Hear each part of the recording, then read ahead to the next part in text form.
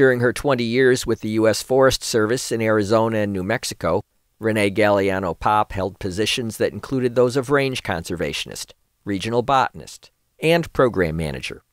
In this August 2004 interview, Galeano-Popp spoke about the politics that hinder the ability of government agencies to protect our natural resources on public lands from impacts of livestock raising.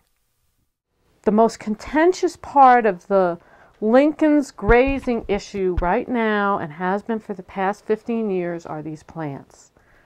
Prickly poppy and the thistle.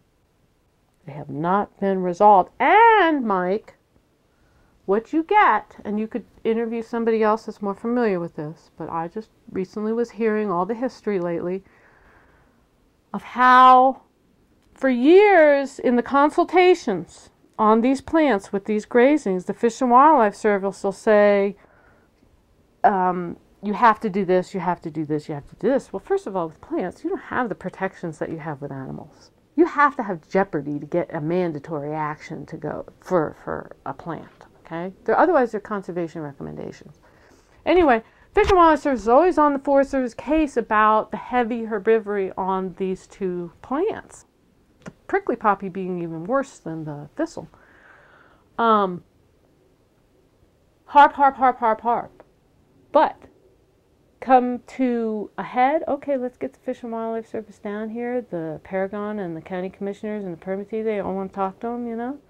Fish and Wildlife Service goes down there and says, oh, you need to put the cows on? Put the cows on. They totally back down everything that they had been saying before. You know, you get people up in front of the opposition and they melt, you know. But let me also say this. I used to blame people for this. I now blame the system. I believe that that Pete Domenici is more responsible for this than the forest supervisor. I believe that when Pete Domenici or any of our congressmen, our delegations are out there on the opposite side of the federal government has no backing. They can't do anything. What do you think a forest supervisor is going to do? Cut an allotment and have Domenici on his ass? Or just say, I don't think I'll make a decision today. Oh, I don't think I'll make a decision today. Oh, no, I don't want to cut him.